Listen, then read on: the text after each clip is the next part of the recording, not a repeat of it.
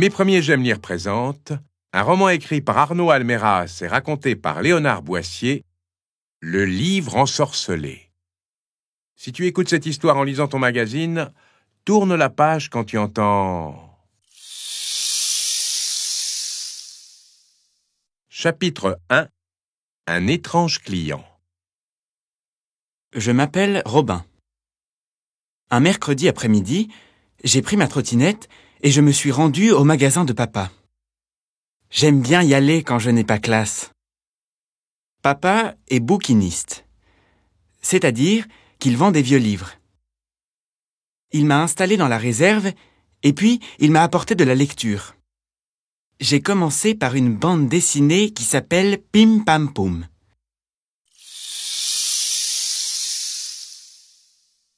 Tout à coup, j'ai entendu une voix grinçante dans la librairie. Je suis allé jeter un coup d'œil sans me montrer. Un monsieur parlait à papa. « Vous possédez un livre qui m'intéresse beaucoup. Il s'agit du livre des formules oubliées. » Et il a continué. J'ai voulu le racheter à un collectionneur, mais il l'a glissé par erreur dans une caisse de livres qu'il vous a vendue la semaine dernière. Je tiens beaucoup à ce livre. Il contient les secrets de Belz et But, les deux fameux sorciers. Vous connaissez ? Je ne perdais pas un mot de ces paroles. Les secrets de deux sorciers. Eh bien, ce n'était pas n'importe quel livre. Papa a regardé autour de lui, l'air un peu perdu, et il a dit « Je n'ai pas fait attention à ce livre. Il est peut-être encore dans sa caisse. Je finis mon rangement et je regarde. » L'étrange client a insisté. « Alors, dépêchez-vous !» Sa voix tremblait d'impatience et ses yeux fouillaient dans tous les coins. Au bout de quelques minutes, papa a fini par mettre la main sur un livre à la couverture de cuir rouge. « Ah, le voilà !» L'étrange client le lui a presque arraché des mains et s'est écrié « Je l'ai ! Je l'ai ! Je l'ai !» Chapitre 2. Le livre des formules. L'étrange client a ouvert le livre. Soudain, tendant le doigt vers le plafond, il a prononcé des mots étranges. Nocturna, flambe au flambeau. Alors, le rideau de fer du magasin est descendu d'un coup. Puis, des torches sont apparues aux quatre coins de la librairie. L'homme a ricané. Voilà qui est mieux. Mais qu'est-ce qui se passe ? S'est écrié papa. L'étrange client a tourné 3 pages de son livre, il a tendu le bras vers papa et il a lu la formule. Suspendu à l'envers, c'est l'enfer. Aussitôt, papa s'est retrouvé la tête en bas, les pieds en l'air. Avec une voix à vous glacer les os, le client a ajouté. Désormais, je suis un très puissant sorcier. Mais ce n'était qu'un essai. Passons aux choses sérieuses. Et il s'est mis à feuilleter le livre comme un fou à la recherche d'une autre formule. Il fallait que je fasse quelque chose. Je me suis glissé derrière lui à pas de loup. Mon cœur battait à toute vitesse.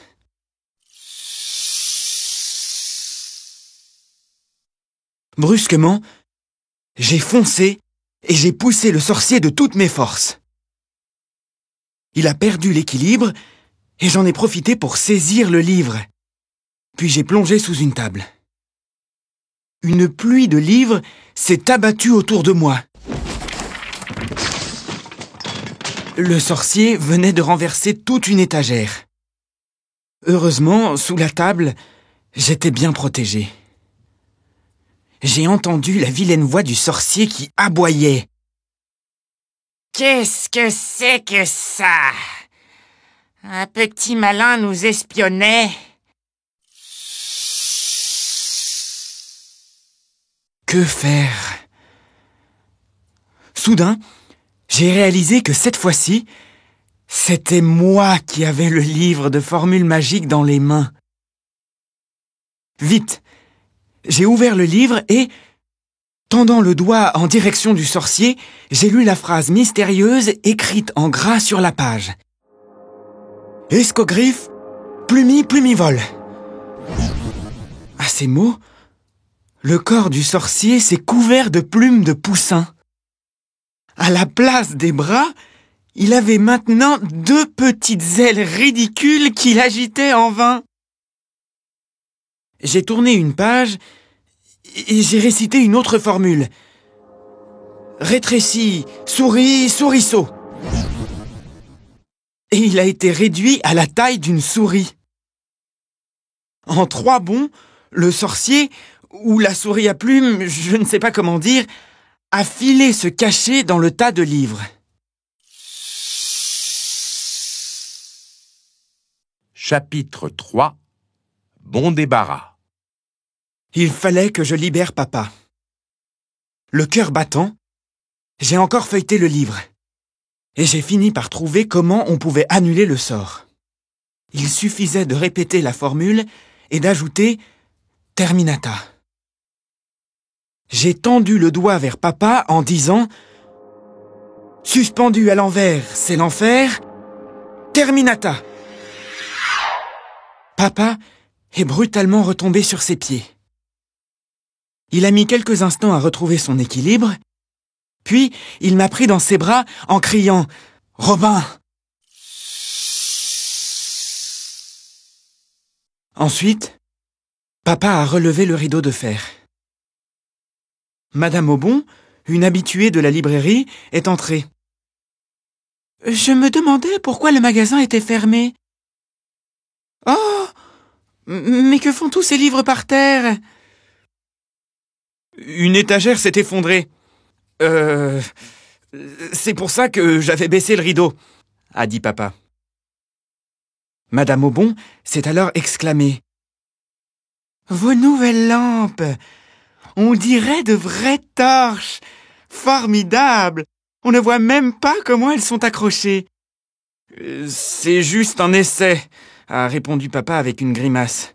« Je ne crois pas que je vais les garder. » Le chien de Madame Aubon s'est mis à renifler le tas de livres tombés par terre. Tout à coup, le sorcier, ou la souris à plumes, a jailli de sa cachette et a filé hors de la librairie.